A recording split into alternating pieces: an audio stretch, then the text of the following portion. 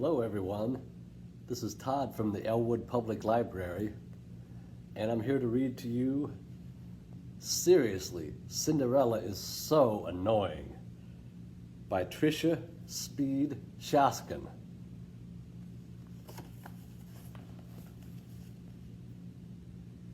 You must have heard of me, the wicked stepmother. Not true. It's just another one of Cinderella's wild stories. Not as wild as the one about the pumpkin and the fairy godmother. The real story, the true story, began with some chatter and some dust.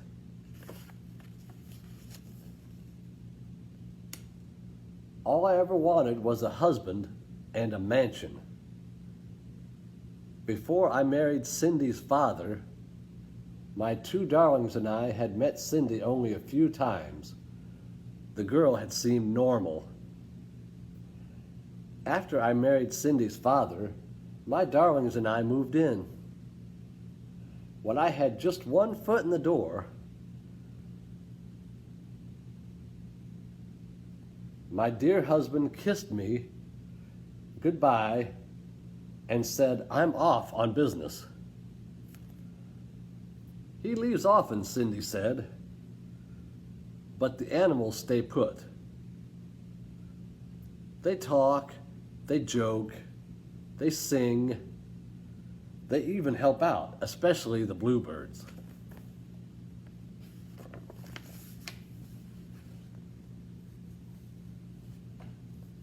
Now, I don't mind a story, but I like facts, not fiction.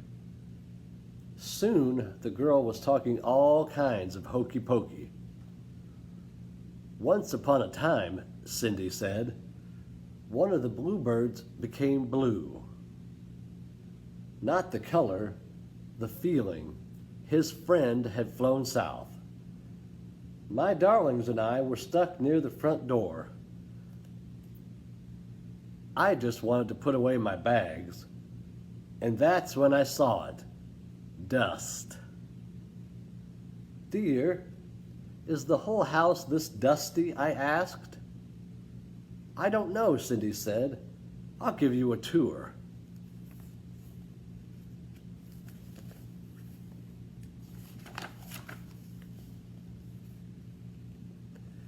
In the dining room, Cindy told stories. In the study, Cindy told stories. Non-stop. "Girls," I said, "time to get to work. This place needs a good cleaning." Once upon a time when I was cleaning, Cindy started, "Oh boy."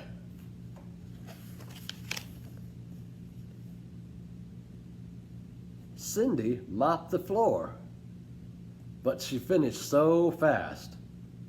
My darlings had barely started. "Do you know robins and sparrows are my friends?" she said. "But the sparrows don't like the robins. Silly creatures. Once upon a time, one of the robins..." "Cindy dear," I said, "why don't you go and wash the clothes now,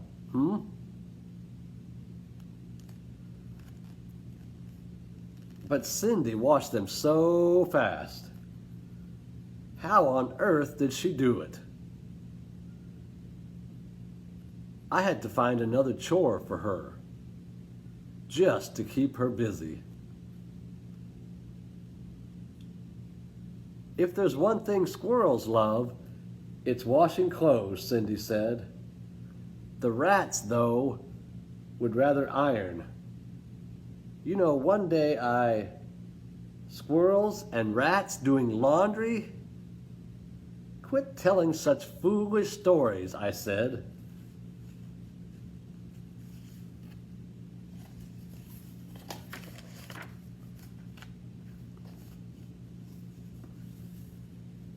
Time passed, but nothing changed. In the garden, Cindy told stories. In the kitchen, Cindy told stories. At dinner, I couldn't hear myself think. "Dear, please," I said, "stop talking." But Cindy didn't stop.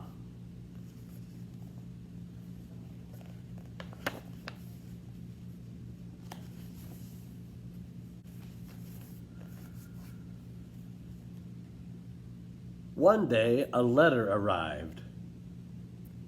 It was an invitation to the king's ball. The prince would surely fall in love with one of my darlings. Then they would marry, live in a beautiful castle, and one day be king and queen of all the land. "Oh, stepmother, I have to go," said Cindy. Once upon a time, a girl and a prince. And then, just like that, Cindy lost her voice. Imagine! It had been from all that storytelling. Well, what could I do? I told Cindy she had to stay home for her health. She cried, of course, but a ball was no place for a sick girl. She needed rest. Sometimes it's so hard being a stepmother.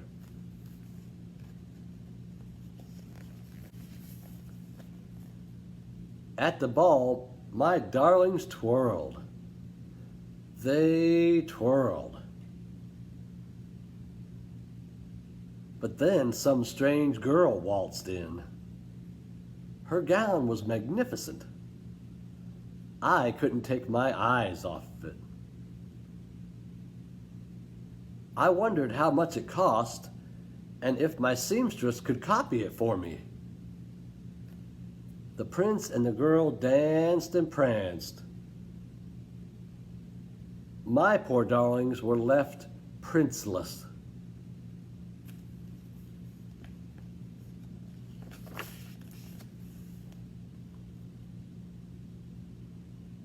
A few days later, the prince made an announcement. A glass slipper had been left at the castle. The prince would marry the girl whose foot fitted. Our big chance! After visiting every other mansion in the neighborhood, the prince's valet arrived at our door. "Me, me," said one of my darlings. "No, me, said the other. "One at a time," said the valet. Each girl tried, but the shoe didn't fit.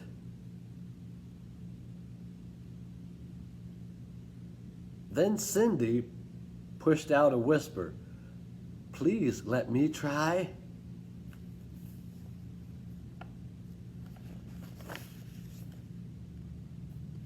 The shoe fit.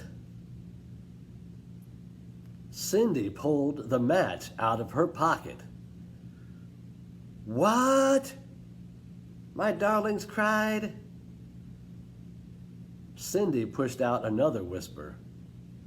She said something about a pumpkin coach and mice that turned into horses. She even added a fairy godmother. Please, there's no such thing. But I still don't know where she got those shoes.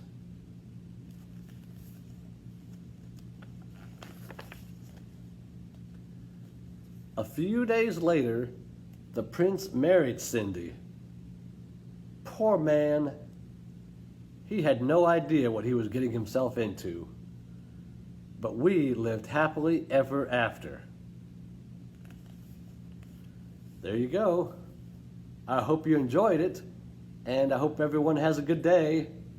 Thank you.